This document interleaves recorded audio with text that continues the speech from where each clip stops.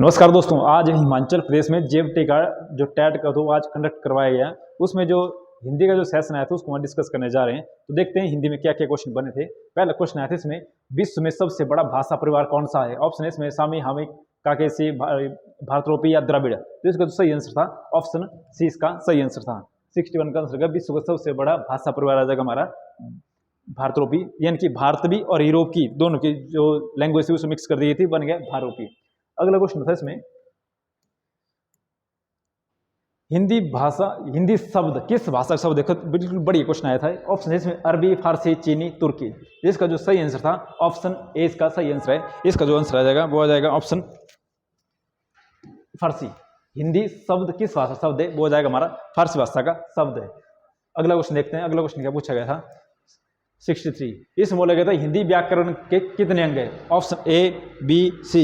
हिंदी भाषा की अंग संख्या है वो आ जाएगी हमारी 3। सही आंसर इसका ऑप्शन ए इसका सही आंसर है 3। हिंदी व्याकरण भाषा के कितने अंग है। अगला क्वेश्चन है 64।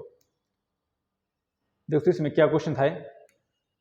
इसमें क्वेश्चन पूछा गया था, निम्न वर्णों में से कौन सा आगत वर्ण कौन सा है। Option A, B, C, D. इसका सही आंसर आएगा ऑप्शन डी। ये क्या है, आगत वर्ण है, मतलब जो भाषा के अपने नहीं है, किसी और भाषा जैसे ज आ जाएगा जिसके नीचे लगा होता है, जैसे ख आता है इसे ऐसे लगे होते हैं, सारे क्या होते हैं, आगत वर्ण होते हैं। अगला क्वेश्चन देखते हैं। अगला क्वेश्चन क्या था, अनुनासिक स्वर में कौन सा नहीं है। देखो नहीं वाला पूछा गया था। इसमें क्वेश्चन है हमारा 65। इसका जो सही आंसर आ जाएगा 65 का वो हो जाएगा हमारा ऑप्शन डी, ओ। एक आ जाएगा हमारा अनुनासिक शब्द, बाकी सारे क्या नासिक शब्द है, लेकिन जो ओ है हमारा अनुनासिक शब्द नहीं है। अगला आएगा 66। इसमें बोला गया था ड़ वर्ण का उच्चारण स्थान बताइए। ड़ शब्द का उच्चारण स्थान, इसका सही आंसर हो जाएगा मूर्धन्य। ऑप्शन सी इसका सही आंसर है, मूर्धन्य इसका सही आंसर है। क्या है 66, ड़ वर्ण का उच्चारण स्थान बताइए। अगला 67। इसमें बोला गया था सही बर्तनी छंटी है। तो क्वेश्चन क्या आगे था, मिठान या इनमें से कोई नहीं। तो सही आंसर है इसका ऑप्शन सी। हालांकि हिंदी काफी हद तक ठीक ठाक हिंदी आई थी। सही आंसर है ऑप्शन सी, 67 का सी। अगला क्वेश्चन है 68। इसमें क्या बोला गया था, उच्चारण शब्द का संधि विच्छेद क्या होगा। तो उच्चारण शब्द का संधि विच्छेद ऑप्शन बी। एक है इसका संधि विच्छेद सही है, उत्जमा चारण, उच्चारण शब्द का। अगला है 69। इसमें बोला गया था आदमी शब्द क्या है, तत्सम, तद्भव, विदेशी या देशद। सही आंसर इसका ऑप्शन बी इसका सही आंसर है। आदमी का शब्द है हमारा तद्भव, मतलब जो उस भाषा से उठाए गए उनका शब्द अर्थ बिल्कुल संस्कृत से उठाए गए हिंदी में, उनका अर्थ वैसा वैसा है। उसके तत्सम होता है जिनका अर्थ हिंदी संस्कृत भाषा हिंदी में लाते बदल जाता है, तो ये आएगा तद्भव। अगला क्वेश्चन है हमारा 70। देखते हैं इसमें कौन सा क्वेश्चन था। इसमें सुंदर शब्द का पर्यायवाची नहीं है।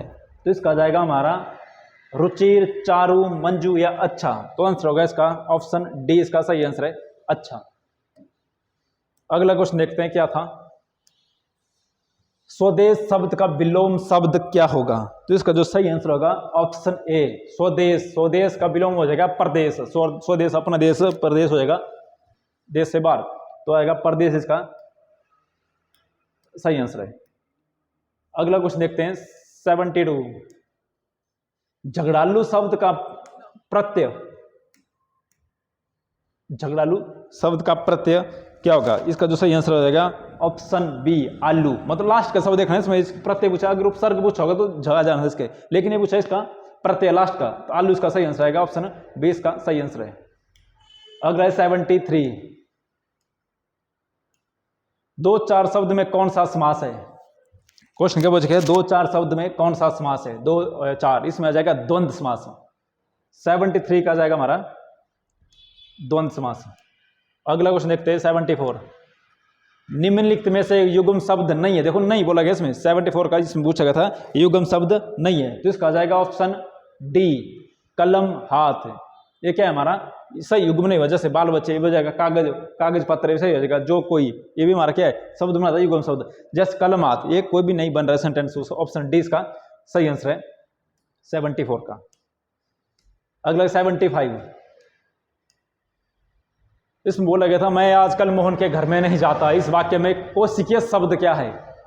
मैं आजकल मोहन के शब्द घर नहीं जाता। तो इसका जो कोशिकीय शब्द पूछा गया था, इसका जो हो जाएगा वो हो जाएगा इसमें आजकल। आजकल या जाते इनमें से कोई एक होगा। तो देखते हैं फाइनल आंसर स्क्रीन में इसमें क्या बताया होगा। अगला 76, 76 निम्नलिखित में कौन सा स्त्रीलिंग शब्द नहीं है? गंगा, यमुना, ब्रह्मपुत्रा या नर्मदा।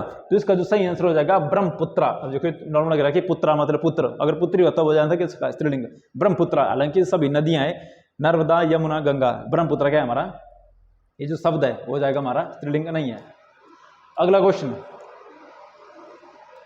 कवि शब्द का बहुवचन। कवि शब्द का बहुवचन क्या होगा? कवि, कवियों, कवियों या इनमें से कोई नहीं। सही आंसर हो जाएगा ऑप्शन सी इसका सही आंसर होगा। कवि का बहुवचन होगा कवियों। अगला क्वेश्चन देखते हैं। अगला क्वेश्चन क्या है? 78, इसमें बोला गया निम्नलिखित में कौन सा अभिकारी सर्वनाम छांटी है? बोला गया इसमें अभिकारी।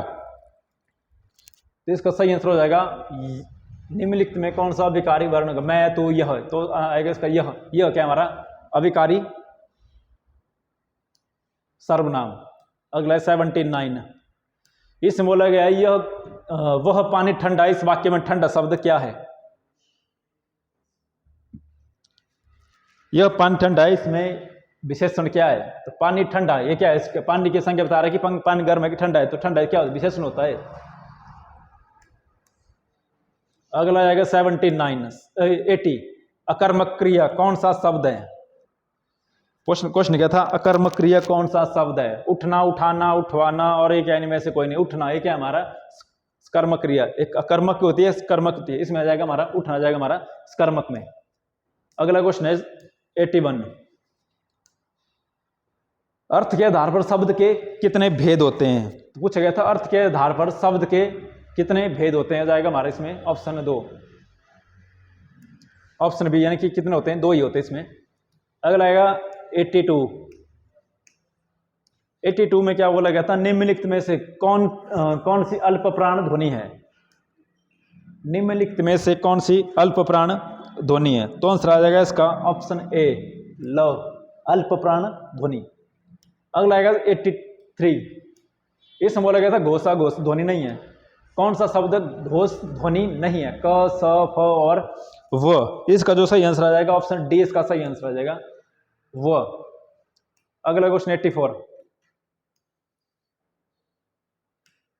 इस क्वेश्चन में बहुत डाउट है क्योंकि ये कुछ इसको आधार शब्द ने इस क्वेश्चन क्या पूछा क्या था इसमें एक अक्षर, अगर शब्द पूछा होता तो कुछ और जैसा आ जाएगा इसमें कमल, लेकिन इसमें पूछा गया था एक अक्षर वाला शब्द कौन सा है। तो उसमें डाउट हो सकता है, लेकिन मैक्सिमम चांस जा रहा है वो जा रहा है कमल में ही।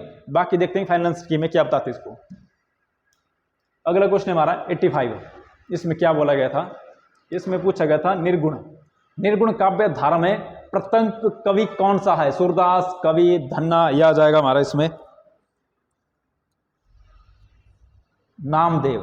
तो इसका जो सही आंसर है वो हो जाएगा हमारा ऑप्शन बी। जो कबीरदास जी थे ये कैसे किस प्रकार के कवि थे? निर्गुण काव्य धारा के कवि थे।